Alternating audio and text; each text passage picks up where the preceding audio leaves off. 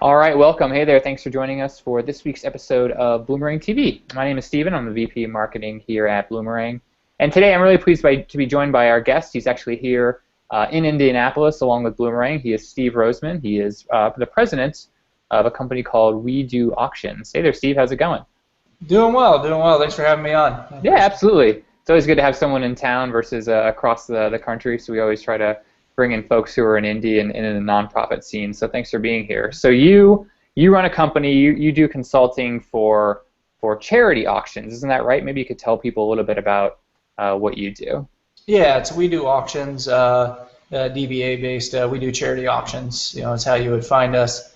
But yeah, we work with charity organizations at a national level. Helping them in any area that they need with their fundraising silent auctions, predominantly on the mobile bidding side of things, but we do a lot of consulting with them as well to help their overall event. Yeah. Okay, cool. So we're recording this in August, and event season is right around the corner. It seems like it kind of fires up in October and November, and people do auctions. Auctions are pretty popular for a fundraising gala or an annual event.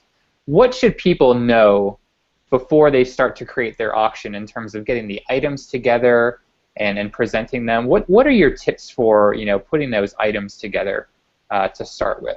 The big thing is going to be your volunteer staff for one, or the group that you have working with you. But silent auctions are becoming a very prevalent thing in communities all around the country. So the big thing that you want to try to do is separate yourself from anyone else out there. Obviously, you have your standard items that everybody wants, your gift cards, your hotel stays, and different things of that nature. But it's really just creating those relationships so you can, go and generate items year after year. But the one thing that I always advise organizations on is look at your auction kind of like a retail store and try to cater to everyone.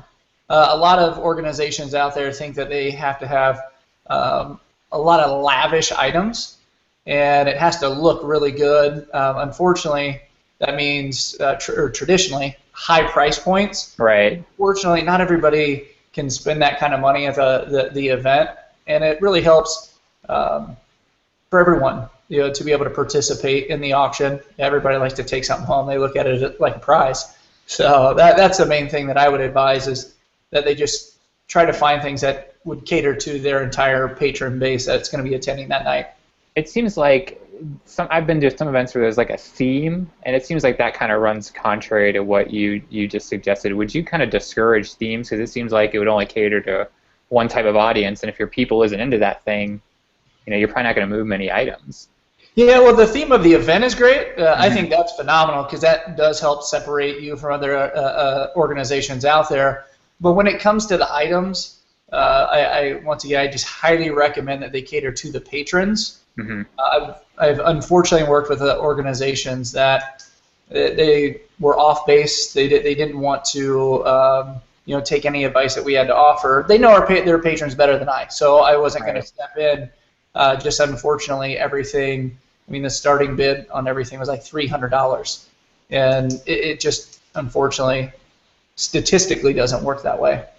So I've sat in some of your presentations and webinars, and one piece of advice you give is to pre-launch an auction. Can you kind of explain that process and how to go about doing that and what that actually is?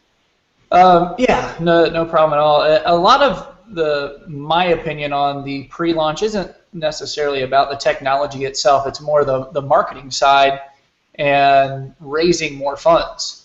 With a pre-launch, and if you're watching this and you don't really understand what that is, by using mobile bidding technology or online technology, you're able to launch your auction before the event even starts.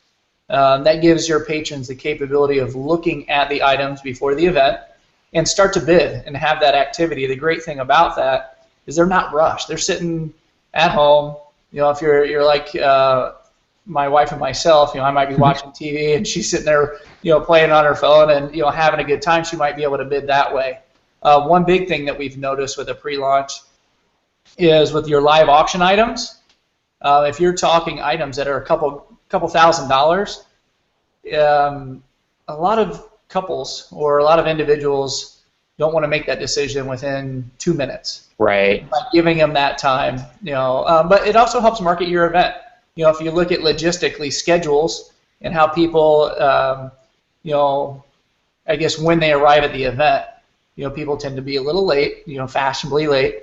And so if they're arriving late, that's going to shrink the time that they can look at your auction items before the presentation or the dinner that you have start. So it really increases, the visibility of your items, which increases the amount of activity. That makes sense. So you can tell people like what kind of things they can expect, and then maybe that decision making can happen a little bit before they get to the event, and then they pull the trigger. Yeah, exactly. So do you share all of the items, you think, or is it just kind of a sampling, or maybe the things that you're really, what's the strategy there on the pre-launch? That's going to be based on the organization and the type of event, as you mentioned before, the theme there. Mm-hmm. We have some organizations that, at least with our platform, as they're loading the items in, that's when individuals will start to see the items on the software. Other organizations strategically will have 25, then they'll add another 25 as the event gets closer. So that it's really situational there. But there is that capability of showing the items without them having the capability of bidding. So there's a lot of different things that we can do to cater to the organizations that we work with. Cool. Yeah. All right. So everyone follows your advice. They know their audience. They put the right items together. They pre-launch. They've done all the promotion. All right. It's the night of the event. The auction's been open for a little while. Maybe the fundraiser's starting to feel a little nervous. Things aren't moving. What can you do at the event to maybe make things a little bit more appealing or generate some activity on the auction itself before the night runs out?